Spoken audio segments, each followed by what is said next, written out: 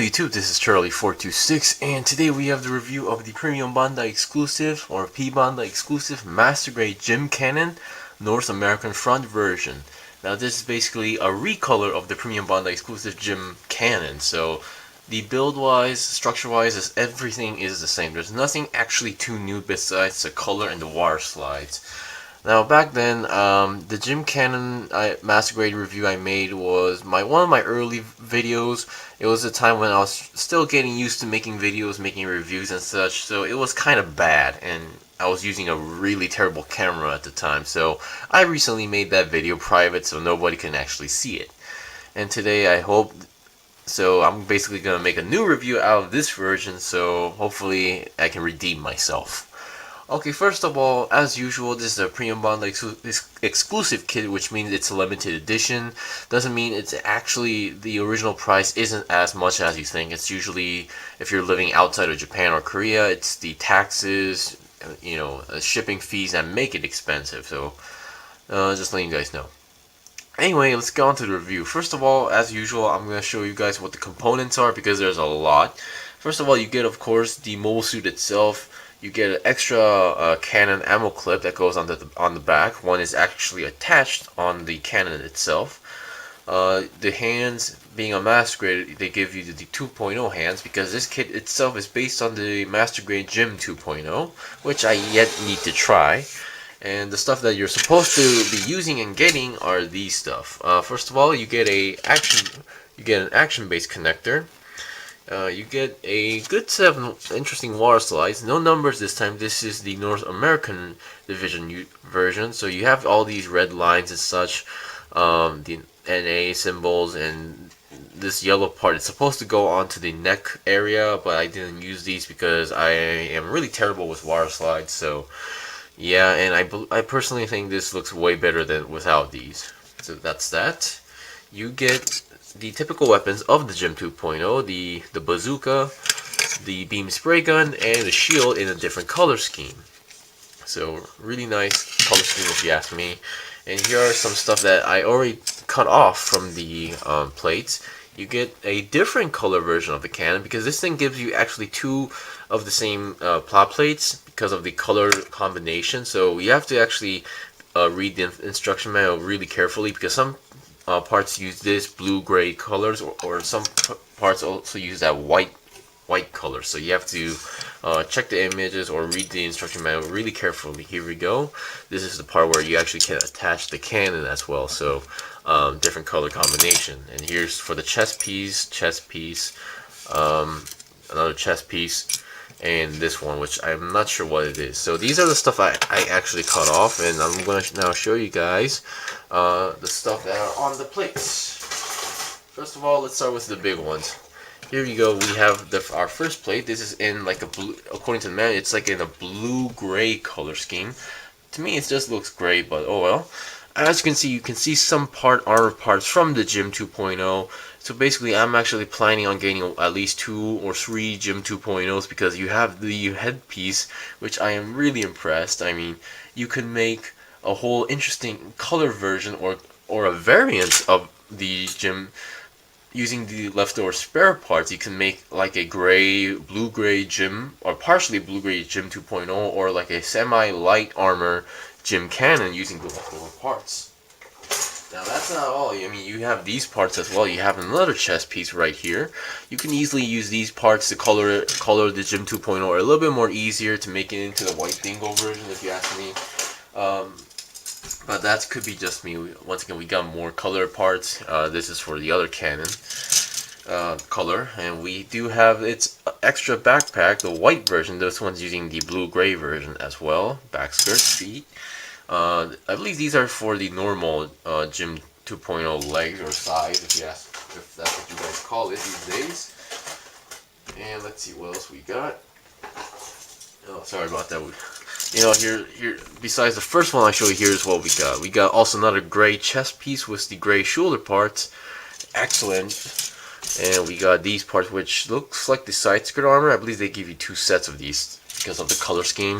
Once again, you get more color versions of it. You get only the back head because you're using the white color front head and different parts for the back, but you still get a good amount of pieces as well. You still get the beam saber parts, but I believe you don't. But you don't actually get the beam saber effects, and I don't believe you actually get the normal back. Well, you do get partial of the normal backpack, but I'm not sure if you have enough pieces to actually connect these. And here we go. We got these parts which look familiar, but I can't really say I know.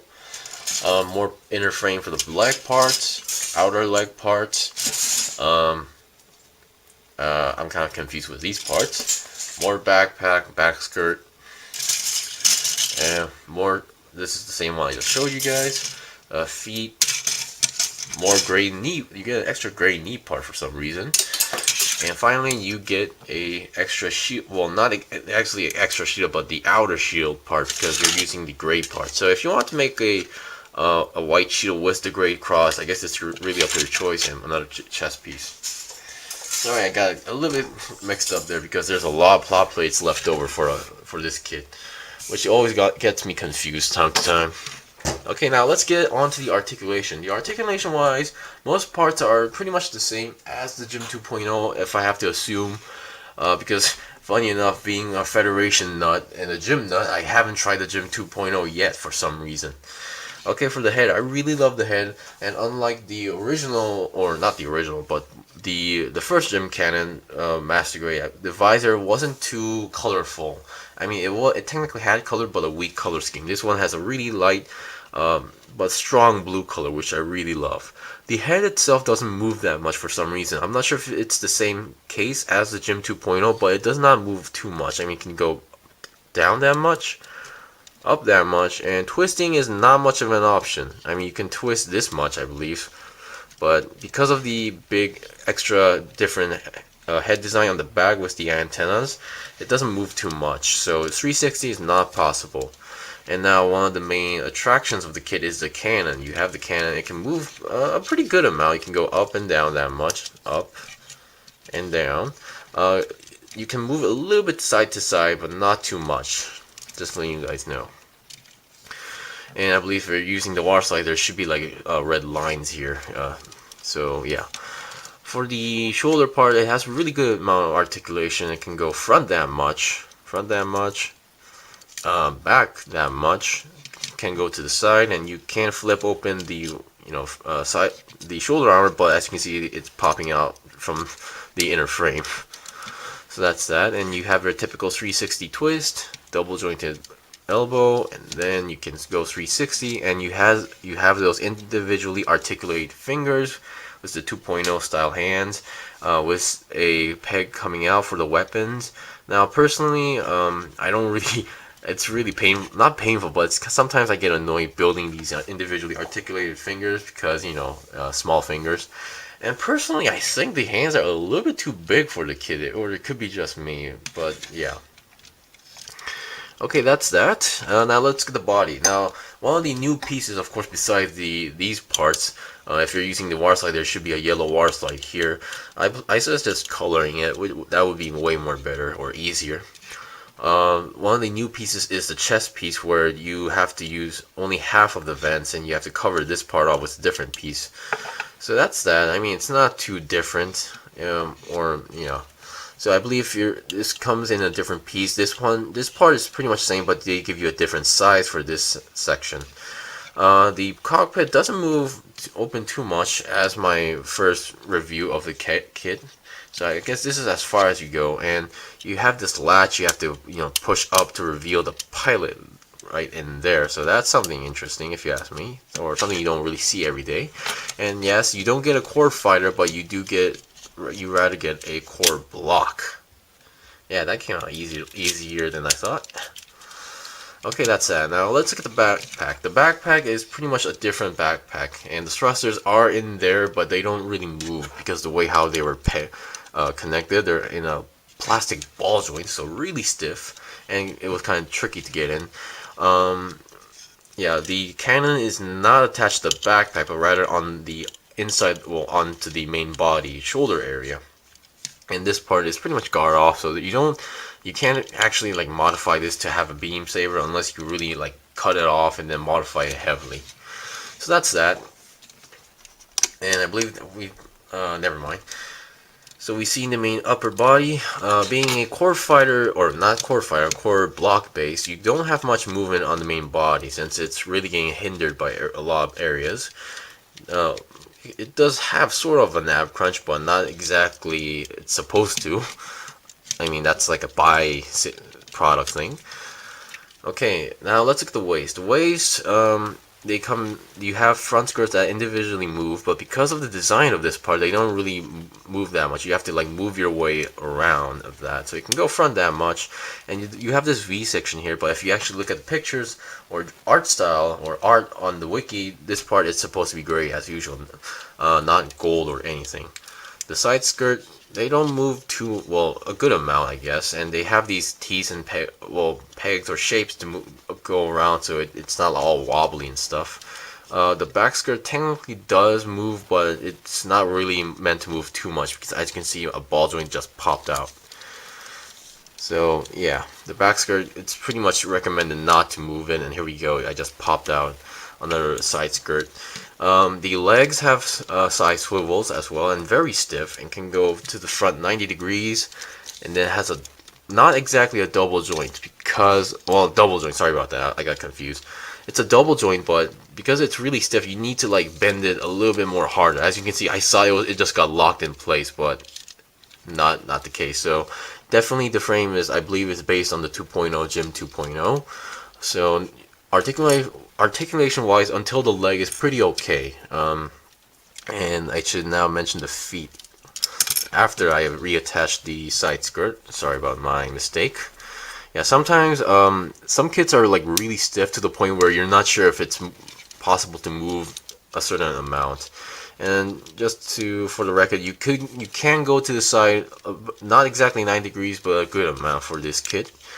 I mean, it's a gym. It's not supposed to be too articulated, I guess. The feet. Now, I'm not sure if the GM 2.0 has the same issue, but because of the extra armor on the legs, the articulation on the ankles is sort of hindered. I mean, you can technically move your way around, force your way around, but when you're doing certain poses, this part does block off a good amount of area. So I had some trouble posing this while taking on the picture section. Well, anyway, that's pretty much it for the mobile suit itself, articulation wise. So, and for the back skirt, you have these two pegs, so you can actually attach these ammo clips for the cannon. And yes, you can technically detach the ammo clip, but it's really hard. But as you can see it's trying to fall off like that. There we go. Okay, now we've seen its articulation. Now let's look at its weapons and equipment. First of all, let's look at the shield. The shield is pretty much, I think it's pretty much the same as the 2.0 GM 2.0 shield. So you have the connection, you have the handle, you can also slide your way through, and you have the extra peg that goes onto the bottom of the arm, which is on each arm, and you have these sections here. As far as I know, I believe that you can at least attach the bazooka on one of these holes like this, like that, but I'm not sure if that would be really efficient, but oh well. Come on, because I believe this is supposed to go on a backpack or on the back skirt of the GM 2.0 or Gundam RX-78, but this one doesn't have those gimmicks. And the beam spray, you can't attach the beam spray gun anywhere. There's no peg, hole, whatever. Okay, now let's look at how it holds. The hold, since it's the 2.0 hands and you have the holes here, it pretty much holds it with a firm grip. Let's see. Sorry about the camera. I'm going to Japan soon, next month, so I'm definitely gonna try to go buy a new camcorder there, because I'm pretty sure buying a Japanese camcorder in their country would be definitely cheaper than buying one in Korea. I think most of the case that would be the case when it comes to electronics. Here we go. We're holding the beam spray gun. Holds it pretty well. Firm grip. Nothing's falling apart. I do really like the design, and yes, I'm really excited for the upcoming Master Grade Gym Sniper Custom because it comes with a ton of beam spray guns, different shapes, different variants, different types or shapes, whatever. Also the bazooka, thanks to the handle moving a lot, I think, you have no problem holding the bazooka as well, of course. Yeah, it's kind of difficult to look at it this way. As long as you get the hole into the peg, you're pretty much guaranteed to have a firm grip beyond that. So there we go. Despite the cannon on the main body, you can still hold the bazooka with no problem at all. If I can actually get it to hold it. There we go. Come on. Yeah, but anyway, yeah, I'm having trouble here, but you don't have any trouble because it's not actually on the shoulder, but it's on the main body, so the bazooka doesn't actually get hindered as much as you think. There we go. There goes the sun, but oh well. Yeah, as you can see that it has no problem holding the bazooka with even with the cannon, so no hindrance at all. There we go, and oh boy, I'm not sure if I can fix this without taking this apart. But yeah, I'll fix that later. Now for the shield, the shield handle itself does not have any holes, but you have this peg that goes onto the bottom of the arm, so you're pretty much guaranteed to have a firm connection right there. There we go. You have that connection. All you need to do is like fold the fingers, and you're pretty much good to go. And also, there's one more gimmick. You know what? Let's take off the shield, which I always somehow forget to mention if on this, but I guess I had the wrong idea regarding this gimmick. Yeah, something fell off. You have this switch here. It opens up, and you can close this visor part on the shield. Well, this part does not actually have a clear piece, so that's a pretty interesting gimmick, if you ask me. Extra cover for the, I guess, the cameras or eyes of the kit or mobile suit. Anyway, that's pretty much it for the review. Lastly, here's like a slight color comparison with the kit, with the previous version itself. Really only color swap, nothing too different at all. So yeah, this is one of those master grade Premium Bandai master grade kits that's really worth its price and worth getting, if you ask me, if you're a big fan of this mobile suit or a fan of gyms in general. So I would recommend those who are really love gyms or like a big fan of this mobile suit. Anyway, thank you for watching the review. This was the review of the Premium Bandai exclusive Master Grade GM Cannon North American front. Personally, this comes with more extra parts, so I guess this one's more wordy, but if you're more into the traditional one, go for this one. So if you guys got any questions or requests, leave a comment below. If I got anything wrong, leave a comment below as well. I still have more kits to buy and build and make reviews out, so please stay tuned. Until then, see you guys next time!